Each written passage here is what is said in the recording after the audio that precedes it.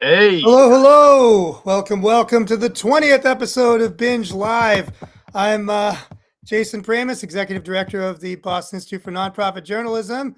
And I think that way above me is Chris Faraone, and he can now introduce himself and our excellent guest. I am the editorial director of BINJ. This is kind of a unique episode. I think it's, obviously, I think this is the biggest celebrity we've had on, and but Easily. also Yes. a friend of mine, and we're gonna have a lot of fun with this one. Also, maybe Gary's down to talk some politics, so maybe we will. But we're here to chat with Gary Sohmers, the king of pop culture, which is literally right there in his tag. The bio goes deep. I'm sure people largely know him from, I believe, 11 seasons on Antiques Roadshow. 13. 13. I'm sorry. Okay, and I when I'm read sure that. we'll talk about that. But I think people in Massachusetts or New England in particular know him as the guy they find when they have something, they want to evaluate, or an estate. Gary is the SEO king. I think maybe even naturally, just from being here doing this for so long. Also, we're going to talk about his history with alternative journalism, concert promotion, and of course, a collectibles extravaganza this weekend. Gary, thanks for joining us. We're gonna have some fun here. Yes, the Mad Magazine collector asks me what I know. That's going to be fun. Well, the joke about that, of course, is that I do consider myself a significant magazine collector, but like a lot of collectors around here, I'm sure you can top all of us. The record collector, Gary has more records, the toy collector. Gary, I mean, there's so many places to start. I know you're known for toys a lot. What is the most passion? What's your biggest passion? Like, what is the shelf like next to you right now have on it? Is it? I don't know. What's your thing? Well, it's very difficult. I grew up in the 20th century with popular culture, like all of us. And so I was kind of majorly brain damaged by television. It kind of was my life from when I was old enough to be conscious. My dad got us a TV set, like the first in the neighborhood, like in somewhere around 1957. And I'm glued to it for all that time period, straight up until about 1964 when the Beatles were on it. And then all of a sudden I went, ooh, rock and roll. And so I went from, Howdy Doody to Beatles to Bob Dylan to the Grateful Dead to Led Zeppelin to everything else. But during that whole time period of childhood, I was inundated with the commercials and the media and the popular culture shoved down our throats. We embraced it. And when I was probably about 8 years old, I wanted some new toys. And my dad said, "You want new toys? You sell the ones you have, you buy some others." I went, "Okay." So I started selling toys. I was like, okay. He eventually showed me how to buy something for $1 and sell it for $100. And I figured that there's somebody for everything. You just got to find everything. Now, what were were people called toy collectors then, or people who held on to stuff? What did hold value? I mean, now I'm thinking of the toys back then. They feel so solid. They all feel like collectibles now, even things that were certifiable junk. What did you see, and what were some of those first things that traded around? I'm thinking big GI Joes. I don't know what were you talking about here. Well, the interesting thing about the toy industry and pretty much most of popular culture during the era of the 30s through the 60s was the planned obsolescence of Mm. everything. You're supposed to use it, play with it, destroy it, go buy another one. And the concept is most of those things that got destroyed don't exist anymore. You can't find them. And so rarity evolved out of just use. So here, something like a magazine or a newspaper, in your case, gets read and rolled. And where do you find a mint condition one that somebody didn't cut the coupons out of, or send in for the 10-cent little army man or something? It's all those things, the backs of cardboard of cereal boxes. You cut out all the things, all those ephemeral things to society, all that were thrown away, everything that was used and discarded is considered rare and desirable because it doesn't exist. But the difference between rare and desirable and valuable is in what will someone pay for it. It's not just because it's rare.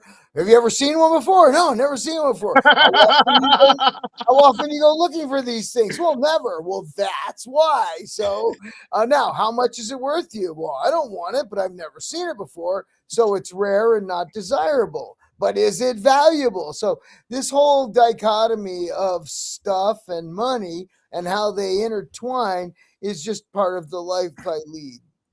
Well, you have been a constant. So you've been here through all the fads in collecting and now vintage, as we say. And I'm sure that we'll all have some disparaging comments for where we are. And we'll get to where we are today because, not to blow smoke up your ass, but I always like your show because it's still grounded. Somebody's not sitting there with something that we all, everyone here on this call at least knows is worth $10, telling me it's worth, asking for $100. But tell me, let's go back a little. I feel like right now, and not just because I'm in the game and collecting, that things are hot, especially clothes, which I'm not necessarily into. When is like a last vintage boom, if you will, or when were you seeing records maybe, or was it late 90s or 2000? Was there a time that you would say is almost comparable to what we're seeing now as far as excitement about physical media? About physical media, well, that's one thing. See, everything has its peak and its valley. So I have a thing I call the nostalgia curve, where something is kind of desirable at a certain point, and then it grows in value, and all of a sudden that audience starts aging, and then that audience has lost interest, and that nostalgia curve drops. So where we are on the nostalgia curve of ever different products sits differently. So right now, 90s stuff is really hot, in the toy world. But you got to understand is that's because kids who grew up in the 80s and 90s now are at that age where they have an income, they have a family, they've got children. They want to say, I played with this. The kid says, Dad, leave me alone. I'm playing with my phone. So, it's sort of this timeline of right now, what's popular, not how does it compare to others. You take stuff like vinyl records. Now, people call them vinyls now. No, they're records. Stop it. That vinyl records have always been popular. They've always been desirable. There's always been rarities. What makes something rare? We go back to what I said before. Oh, I've never seen it before. But what makes it desirable is in a record, wow, it's the music, it's the people, it's the artwork. There's so many variables on it that it drives demand. And all it takes is a Stranger Things start playing, running up that hill, and all of a sudden Kate Bush is hot again.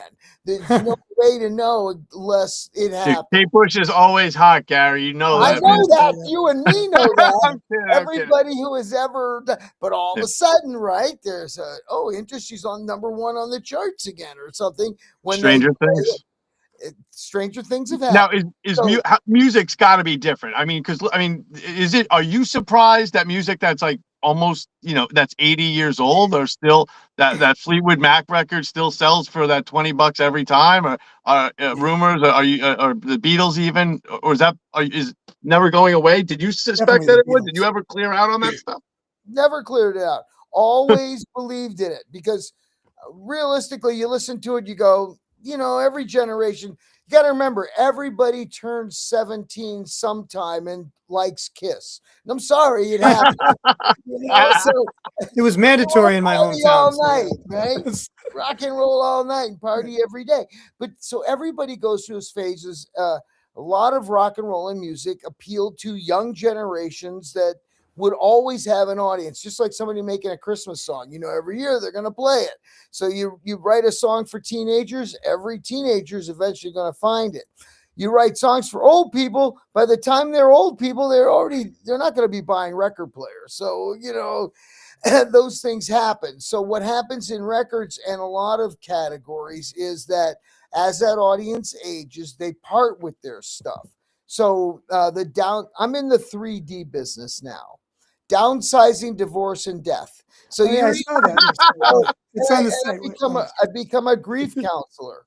So somebody comes in and I'm parting with my loved ones. You mean your wife? No, my records. So it's sort of an emotional thing. Now, people that are buying them, because people are selling them, but they're only buying the ones that are really desirable. Great psychedelic, great punk, great heavy metal.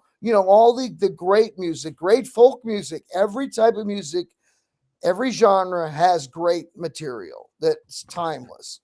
So that always remains popular. Now I want to go back for a second to your role in making art and in booking stuff. So you're from the Midwest, right? Am I right? The Wisconsin area, Madison? Or? Well, I've been everywhere, man. I've been everywhere, but Texas and then Brooklyn, right? And then Well, I mean, I want to talk about this era of flyers. Flyer for the show yeah. and the always. Just tell bring us to, because where we. Jason's about 10 years. Jason's in between us age wise. I'm We 59. both love paper. We both wrote for a million newspapers.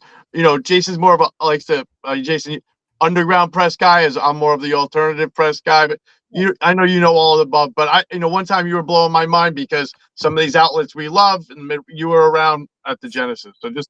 Tell us about booking a show and putting an ad in a newspaper. So in the early 70s, when my parents moved to Chicagoland, suburb of Chicago in 67, 66, and so I was experiencing the entire Chicago music scene. All the Detroit acts would play our high school, all the local bands, were just incredible at the time, Crying Shames, all this stuff. So at that point, in 1970, I met some people and got offered the gig of handing out flyers for the clubs down in Chicago outside the art museum. And so I'm handing out club flyers for Muddy Waters and Howlin' Wolf and all these great blues acts. And my pay was I got to go to the shows. Oh, cool. 17 years old, I get to go into these clubs, hang out with all the blues guys and listen to music. And I got into that scene. And we had several local Chicago papers. The Chicago Seed was our underground paper. And so I was selling Chicago Seeds outside the Museum of Fine Arts and passing out flyers and, love it. Some smoke back in the day. But anyway, through the course of the next couple of years, I got to know everybody. And by 1973, I got hired to run the Aragon Ballroom in Chicago, a famous big ballroom, produced a series of concerts there, and discovered some bands. I booked Styx for the first time and put them on, opening up for Richie Havens and then Genesis, with Peter Gabriel, and put them on, Tim Buckley with Bob Seger opening. I had a really great run of knowing who to book and great shows. Got hired to be a booking agent in Madison, Wisconsin, and my roster in 73 was a bunch of unknown bands like Styx and REO Speedwagon. It was just a lot of fun. Oh, this band Cheap Trick, they were just all starting out. So in Madison, I had a little record store I opened up, and these two guys, Vince and Fred, decided to start a newspaper called Isthmus. Wow. And they asked a bunch of people who would consider advertising to come to their first meeting. I came to the meeting and I, sat in. I says, well, who's going to do your music stuff? He goes, well, no, it's restaurants and things. I go, no, you have a music scene. This is Madison, Wisconsin. We've got 10 clubs that have great music. And he goes, well, we don't think there's a scene here. Okay, cool. But I talked him into letting me write a small column and sell advertising and distribute the paper. So, and I have all those back issues down in the basement. You can't. How about the flyers? Like, it's a weird question. Do you have how many your old flyers? Did you always keep a couple? Yeah, I posted. So besides doing Isthmus, Isthmus was a route. You know what it is. You're going to take it around distribution. You're taking it to all the bars and restaurants where they're going to get picked up in the record stores and stuff like that. So that was my route. So I would also pick up all the concert posters and flyers for all the bands I was working with and put them up on the telephone poles and in all these places. So I'd always have some flyers left over. So I had flyers and newspapers. Well, at one point, Vincent and Fred said, we really don't think there's a music scene in this town. So I don't think we really want to give you a page every week. I'm like, okay. So I just started Mad City Music Sheet, which was my own underground newspaper to compete with him. And all it was music stuff. I modeled it after Melody Maker of England. Right. And I had all the bands and the clubs and everything. I built it up over the course of, let's see, 2 years, 76, 77, and 78. By mid 78, I signed a deal with Transcontinental, the guys who published High Times. Yeah. We were going to be their music magazine. We'd published like 3 magazines at that point. And a month after we had our meeting and we signed our contract, the guy blew his brains out. And you guys Oh, know. wow. Oh man. So it was like a month after we're in his office smoking and snorting and just having a good old time. Done deal. Yeah, we've got a deal. And then boom. So then that went away. I decided, no, I'm not going to be in that business. How long have you, would you say? Oh, so I mean, we have to ask you, and Jason, why do you? I mean, we have to ask you about Antiques Roadshow. I know I've heard you say various things about different periods in the show, how it changed. Jason, I know you're a bigger watcher than even me. I don't know. Well, my wife's even bigger than all of us, but yeah, we're able to watch all the old English ones that we had never seen now too on YouTube and stuff. But I mean, I don't know all the cast of characters that are appraisers, right? I've seen you for sure, right? Well, But let me tell you how it works. If you get to go to Roadshow, and I did 13 seasons, I have over 80 appearances on TV doing appraisals. So what you don't know is that in the original days, the first time they did it, they had a test one where they had all the people from Sotheby's and Christie's and all the big things, everyone in suits, fancy dresses and everything. And they invited the public down in Connecticut to come. And they found out that they knew the values of every $1 million painting that came in, but nobody knew anything under $1 million. Oh, wow. They had all the appraisals. Everybody brought in records and books and things that are worth nothing to those people. And so Leela Dunbar, the sports woman, she referred me to them and said, you want this guy. So when I showed up the time, they send out this little brochure at first. You're coming to your first appraisal. It was the first episode. They sent it out, wear your best business dress. So I wore a brand new Hawaiian shirt. I brought really nice, brand new orange Chuck Taylors. And I walked in and everyone is in these suits and the women are dressed up like they're going to church. And I'm like,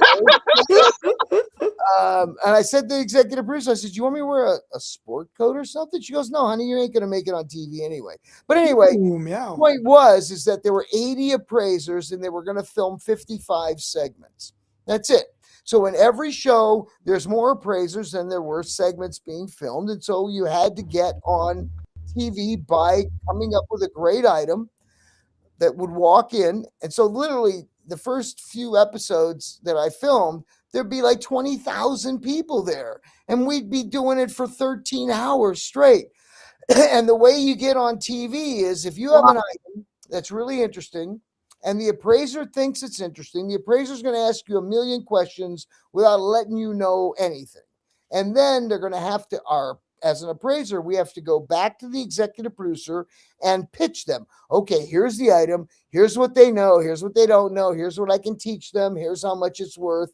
And then the executive producer, if she likes the idea, takes that to TV, and then they separate us. And I don't see that person again until 5 minutes before we film. And that could be 2 hours later. And I'm back doing appraisal. So it's like, what was I going to say? I don't know. Anyway, that it's hard. So the first appraisal I got to do, a lady walks in and she's carrying a painting. And when you get in there at first, they give you a little ticket to take you to the paintings table or the collectibles table or the furniture table, so you get in your category. Well, they sent her to the paintings table. And when she got there, the little old lady there from Sotheby's said, she goes, what do you have? She goes, well, I have a painting by Frank Zappa. And the lady goes, oh, I'm sorry. I don't see a Zappa under Old Masters. No, he's modern. Oh, no, I don't see a Zappa under Modern Masters. Oh, no, he's a musician. The woman goes, "Oh, celebrity art. Well, it Oh might be God. worth $100 or something," and sent her away. As she's walking away, the guy from the lighting department who was on tour with Frank, Wow. saw that and goes, "You should go show the hippie over there." There you go. He comes over to me, and that was the first object that I saw and that I decided I should pitch. So I pitched the executive producer. I told her what it was, everything else, and she said, "Okay, you can do that on TV. Go back to the table and appraise." I says, "Well, should I wear a sport coat?" She says, "It's your first one. You're not going to make it on TV. Just go ahead and do it." So I went and did it. $15,000 to $25,000. Great appraisal. Went back to the table after the appraisal. Nothing. Great, cool. I didn't know if it was going to make it to TV or not. The next morning, we're leaving the hotel, and she comes up to me holding USA Today. Back to newspapers. USA Today, and there's a full color picture, half page above the fold, picture of me with the painting and the lady, and That's awesome. the headline was, "We're only in it for the money," and it's all about Antiques Roadshow. That's Wow. awesome. First publicity the show got on their first taping day, and she comes up to me and goes, "You wear those shirts every time." That's great. Fantastic. And I also like you've seen a lot of stuff there. We I lost am. Chris. Oh, you lost me? Yeah, Yeah, we've all had alternating trouble for some reason tonight. I don't know I why. wonder what. Anyway, go ahead. So I like to be. I'm not an old pro. I'm someone who's just been collecting for a long time, selling and buying at bigger quantities for a little bit of time. You are an actual OG, and you're not nasty. You're nice to people. And everybody does the same thing. They look up, the listing price instead of what things have sold for. And I know you call eBay fleabay. You're in another league, but give us, for those out there, and when I cut this clip, what is the short advice? Like, what is valuable? What should people hold on? What's your what's your nutshell advice? To somebody who says, my mother threw everything out. I tell them to rest assured your mother didn't throw anything worthwhile out because it probably wasn't in the box. But what do you tell people? And then I'm going to embarrass myself with my one collectible I don't know about. So, but what's your rule? How about this? What's your rule of thumb? What's the rule of thumb? There are three values. The first value is, what can you get for it today? Liquidation value. It's not about what it's worth. It's about what can you get for it today. Like if you walk into my store and you want to know what it's worth, and I'm going to ask you, do you want to sell it? And what do you want for it? Because what's it worth to you? If I can make you that price, I will pay you that price. But if not, I'm going to pay you what I can pay you so that I can make a profit. So the lowest value that I'm interested in is liquidation. What are you going to sell it for?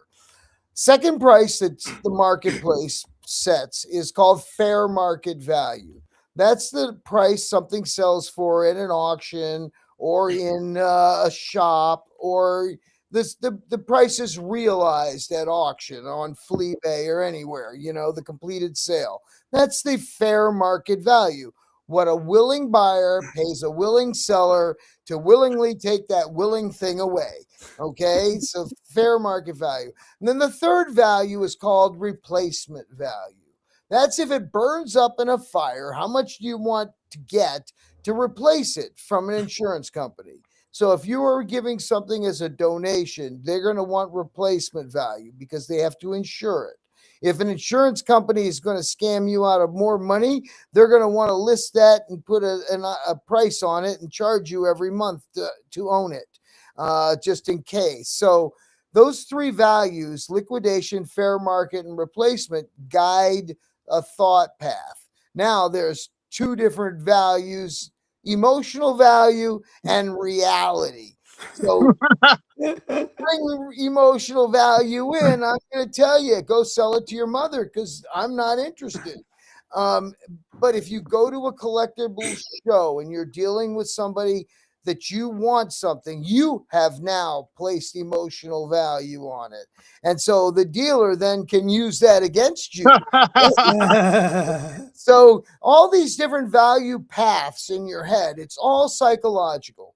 It's realistically, what is a willing buyer going to pay a willing seller for an object? And we try and make it transparent, like if I quote you a price on something and you say yes, that's the price. If you say, can you do better? And I decide to raise the price, well, then I'm doing better. But if you're expecting me to lower the price, then you have to come in with a reasonable and rational way of explaining why I should lower the price. Not that, I promise we'll wrap this is so much fun. I'm not trying to start, I would never try to start a beef between, you and another, because it dawned on me, I was going to ask you about TV appraisers. And of course you have been one, but of course there's a lot of smack talked about the Golden Show and also of course about Pawn Stars. There's the entertainment value. Then there's how they've tanked markets and has Mario 3 for $2 million and such. It's clearly things have gotten a bit out of control since your tenure on television. I don't really. I mean, you're free to tell us how you feel about these people. But my question is more how that affects you in the real marketplace. Like when people come into you, is everyone playing Pawn Stars when they're at your show this weekend? I don't, because I feel people are cowards also. Not that if they're not on TV, are they really? I don't. Or you tell me, are people coming in? People are manipulative, man. Everybody plays the game. We play the game. It's called Stump the Appraiser. If you think you can win, come on in. Yeah. But the point is that when you look at Pawn Stars, those guys don't know anything. They call in their experts. You know what I mean? It's true. And that's just like somebody saying, "Here, let me Google it." But instead you got a Google. It's a googly looking guy. It don't matter.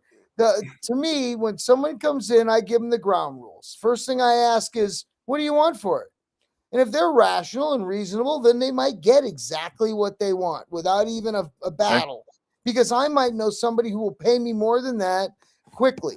They don't know who the buyer is. Right. And my buyer needs to find stuff. Yeah. And Chris, as you know, I'm a bulk guy. I love bulk. And so when somebody comes in and I say, well, how much for everything? I don't just want to cherry pick it. And they say, are you going to take it all?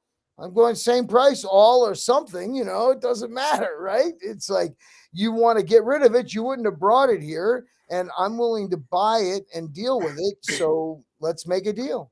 So, all right. So here to my item. So I think that I'll introduce it like this. First of all, anybody who is out there that is like a young person who's really into like Hummel figures and Elvis Presley and Marilyn Monroe is a lucky person, because what's the current? We're at the end of that. Well, there's icons. Marilyn is an icon. So she's okay. She's still good. But Elvis has hit that peak, where geez, they can keep putting out biopics, but it's still not. That's right. I got an Elvis family cookbook like last year for nothing, So I'm not from here. I'm from New York, so this is, Edaville is not a thing for me. This probably came into my possession with a lot from an auction with stuff I actually wanted. It is for me, Chris. I have the hat somewhere in my mom's house. So I mean, it is still around. Whether I'm guessing that it's not a huge collectible. It's regional. Does it say Edaville on it? It does, and it's hand painted, and it's definitely old. It's like a tin or maybe a early plastic. Yeah, it's a plastic. Is it plastic? And it's for coins. And it's just been written on. It was generic, and they just wrote Edaville on it. It's not printed. Oh, really? Yeah. That's called a souvenir. And realistically, they made souvenirs out of anything for any place. So you can get rocks that are painted Mohawk Trail on them. And it's just a freaking rock. And Just saying, they'll do anything to sell the tourists junk.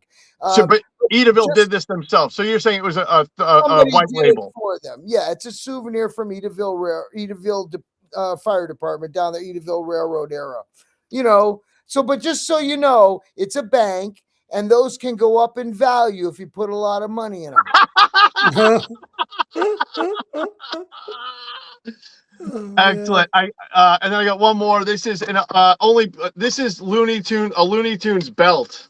Nice. Is it the plastic or leather? No, it's a decent leather with some studs. It's from this estate I just cleaned out. And I kind of put it aside. My kid's not into Looney Tunes, but I kind of like it. Even though I can only wear it as a headband, it won't fit around my waist. But I brought this because it's your speed, Gary, and also it's nice. I just feel like it's I like things that show me how things used to be made, at least in the 90s or 80s. What do you think? Probably from the 70s.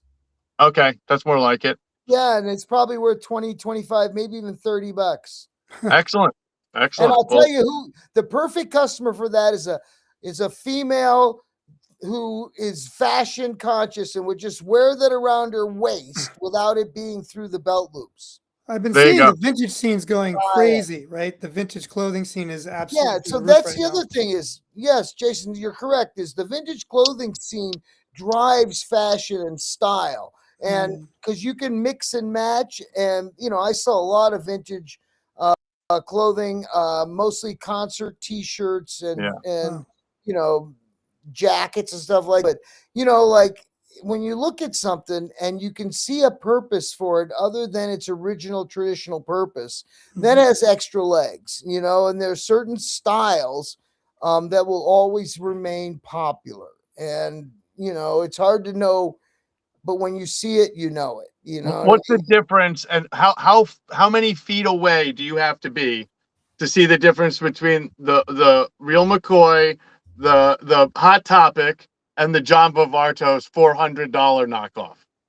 I think both the Hot Topic and John Vivarto's are the same, in my opinion. They're just a different tag on them. It's exactly the same.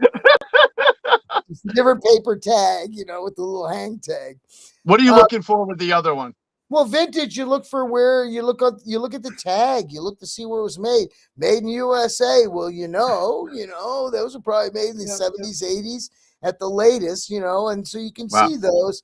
But mostly I deal with people that are older, and I get the clothes right from the people that got them in the 70s. As you know, I produced about 1,000 concerts, and I worked on Lansdowne Street for 9 years. Wow, crazy. All the stagehands worked for us. Oh my God! So that was like $25 in a T-shirt. You're gonna bust ass for 8 hours, and now those guys are old. They don't wear the T-shirts anymore, and I buy back their T-shirts. How about this is a crazy question. I don't know why I've never asked anyone this question. Were T-shirts for me when I was, and I'm not going to play like listen, I like every other young person. I didn't have much money. I don't know. I definitely didn't have the extra like $30 it was in the 90s. I'll be right back, guys. In the 60s and 70s, were concert T-shirts seen as an extravagance, or were they more like they kind of just got them out and they were relatively affordable? Because I've always seen them as an unaffordable item, and that's why I'm not surprised that the ones from the 90s and 2000s I think they're worth $100, $200. I mean, they were expensive as hell to begin with, but how about the early ones? Were they pricey? They were $7.50 for the expensive ones, $5 at most, But the best shirts were always the parking lot shirts. Come on, you don't remember parking lot shirts? Of course. You'd walk to the show and there'd be guys out there with the duffel bags and the parking lot shirts, almost as good as the ones inside, but only $8. Hey, how can you go wrong? You buy an $8 Van Halen shirt, wash it twice, and now it's just Halen. And is there a distinction made by someone like you now in the market? Oh yes, bootleg shirts and parking lot shirts are very desirable. Oh, I know that the Canal Street Gucci is a big collectible from the 90s. I know we're gonna let you go soon, but I know Jason has a couple things he wants to show you. All right, why don't we do it in the context of Gary has of course this weekend, Friday, Saturday, and Sunday in Boxborough. And you do appraisal. Is there like a certain window people can find on the website? Yeah, you can go to the website at northeastcomiccon.com. I'll be doing verbal appraisals for free all weekend if you want to come to the show. The show is the Northeast Comic Con, March 13, 14, and 15 at the Boxborough Regency Hotel in Boxborough, B-O-X, Boxborough, Mass. It's right near Route 2 on 495. It's guaranteed not boring, and there's free parking. I'll be there doing free appraisals. We have the Galaxy Quest Thermian cast reunion. That's right, the 4 Thermians. Yeah, you know what I'm talking about. I do. The And when I say to some people I have the Galaxy Quest Thermians, they think I'm talking Orny Weaver's breasts. But no, these are the aliens that were it's Enrico Colantoni, who was in Just Shoot Me and Person of Interest, and Veronica Mars, great actor, Missy Pyle, Jed Reese, and Patrick Breen. They're going to be there. We have Kevin Clash, who was the puppeteer for Elmo from 1985 to 2012. He also cool. did Not the Mama, Baby Dinosaur, and he did Splinter in the Teenage Mutant Ninja Turtles. Plus, we got voice actors and a lot of great comic artists and some just a lot of weird people and entertainment. I always go with an open mind, and you never know. Maybe you never know. You never know what you're going to get up there. I'm sorry. So someone like Jason comes up. What, Jason? That was some stack. Yeah, that's just some 45s. And I was collecting them for a while, and I don't have room. So, but I'll buy those. Cool. Well, I want to keep them for now, but I want to see your stuff that I could buy. I just was mentioning the 3Ds: downsizing, divorce, or death. I just there you go. So I started collecting these guys. These are RCA Victor 45s from early on, right? And a lot of them were children's records. A lot of them were classical. Each in this period, like 48, right? They briefly tried different colors for different types of music. Right? Oh wow! So it was difficult to find. Like this one's subtly different than. Oh wow, that's awesome, right? Aqua. Man. It's beautiful old plastic. Here's a green one. Whoa, great collection. I got some red ones to give you. I got some children's red ones. Black. I'm gonna bring them to you. So there's 6 or 7 colors, including country and western. What they call pop was just black. And eventually they just settled on that because it was cheaper, right? Other colors include, classical and so on and so forth, right? So and you buy lots, right? I buy it all. If somebody had the original, I don't know what it was, 300 or 400 records that were released like that, what would that be worth, if anything? Because they were mass produced. Correct. So one of the problems with those is that they're scratched up, most of them. It's hard to find mint condition.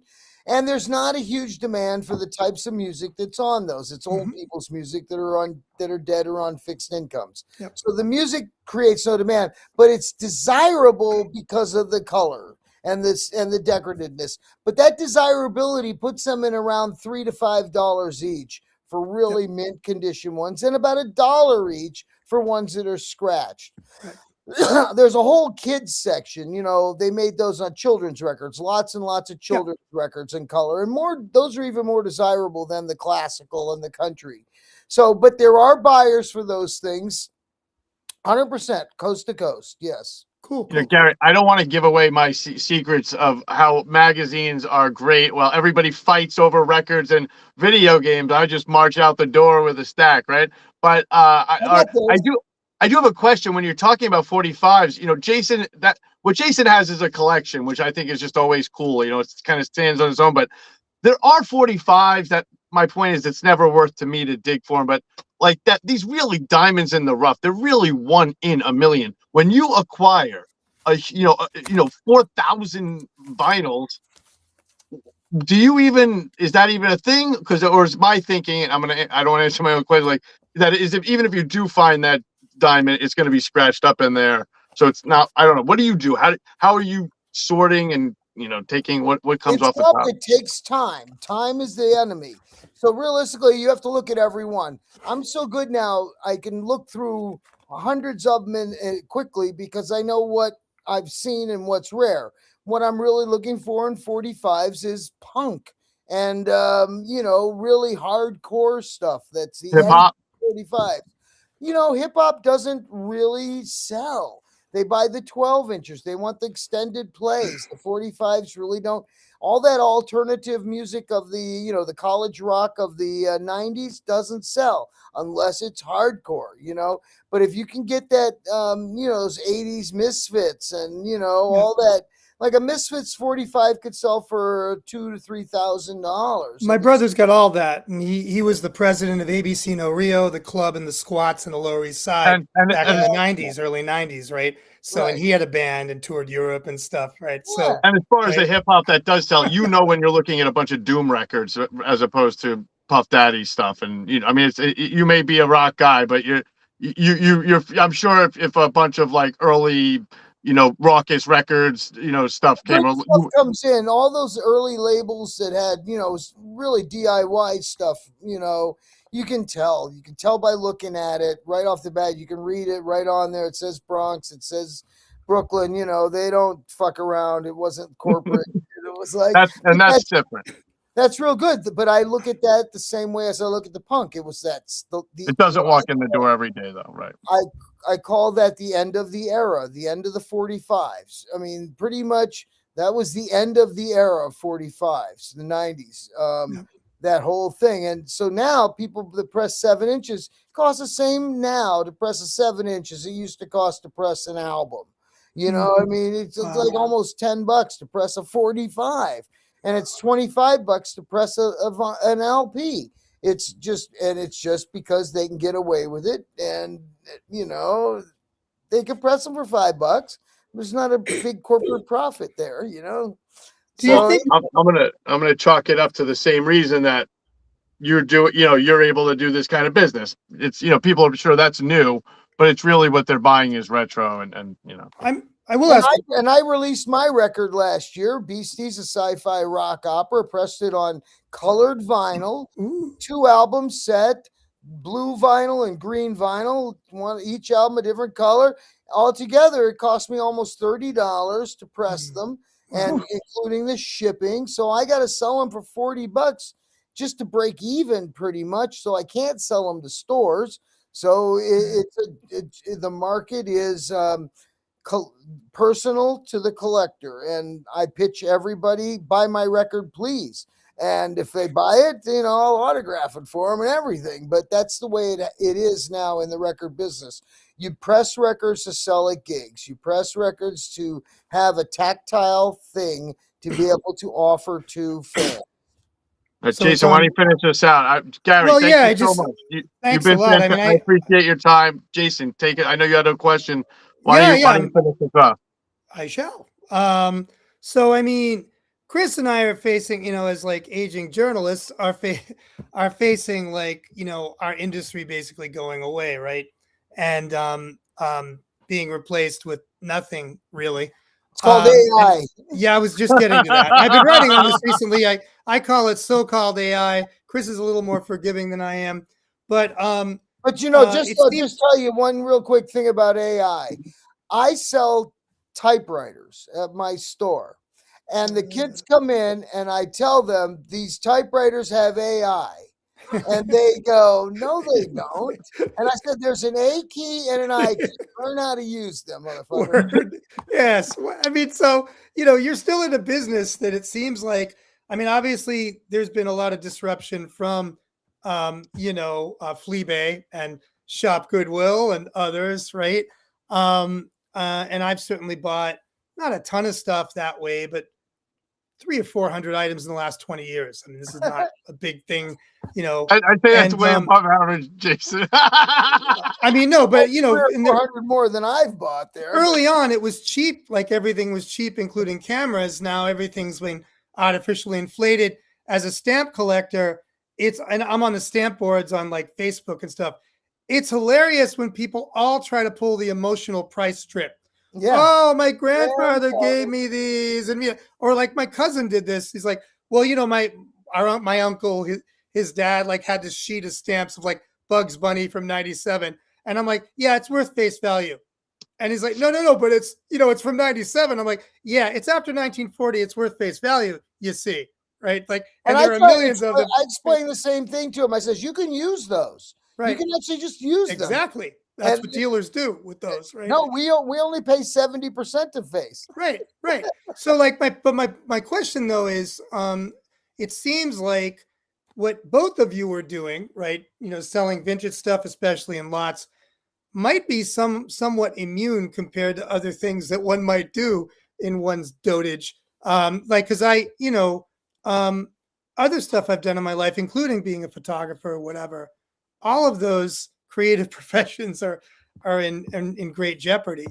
And do you think that what I was starting to say just now is true, that the vintage business, a lot of it's still happening in person. A lot of it's like people want to see and touch the objects, take something home that's meaningful to them. Is that likely to be an industry one could still get into and make a living at? Whereas like you at a record store, for example, that might work, like by itself. I know some people around here that do it, but other things like a stamp store or a bookstore, like I get hundreds of free books in little libraries around me that people just leave out, and I was in a bookstore that I don't know how the woman that runs it stays open here and over here in Somerville.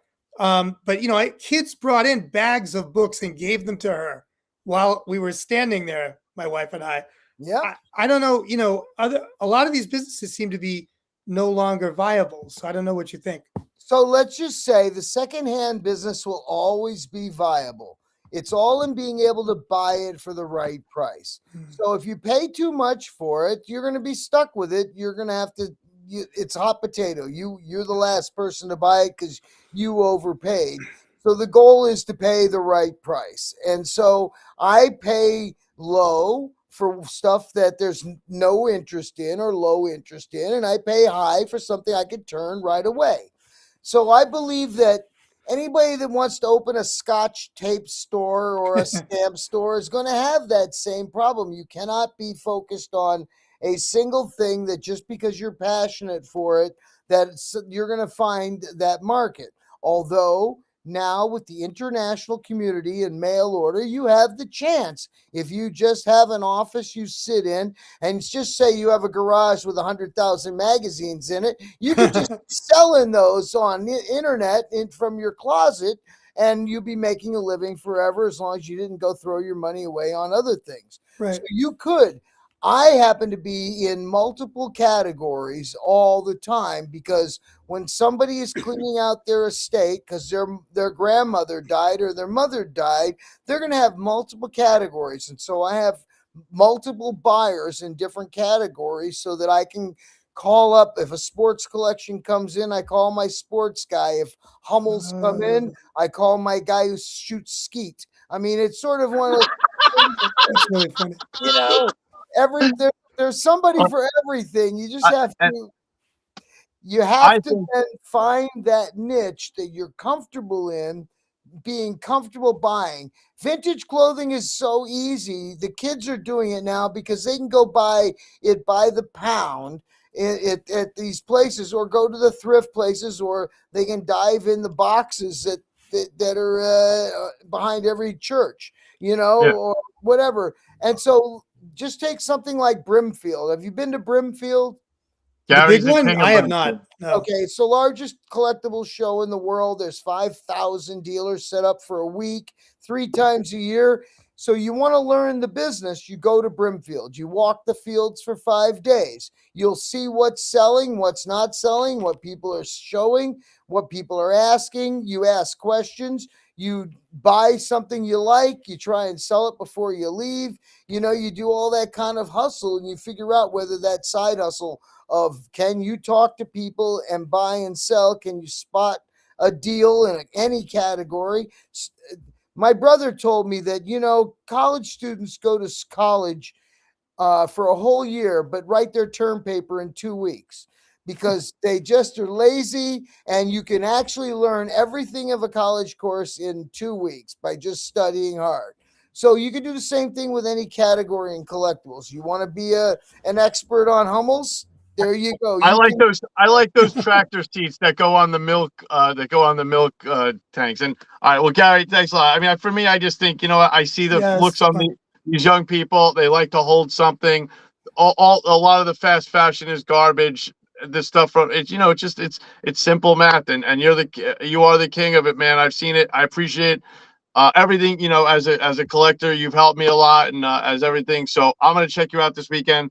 I'm going to cut some of these up tonight. We're going to get these out and let people know what's going on in Boxborough. But thanks again, Gary Sohmers, everyone. Thanks so much, Gary. I got go to that website. You will your head. There's more information on there than on Wikipedia, and it all play. It's like the online version of what happens in real life this weekend. And we'll be back next Tuesday at 8 o'clock with a reporter that's worked with us a lot and a brilliant musician, Shira Lasharan. So she'll be on the show next Tuesday. So see you, Gary. Thanks so much. Thanks, guys. Aloha.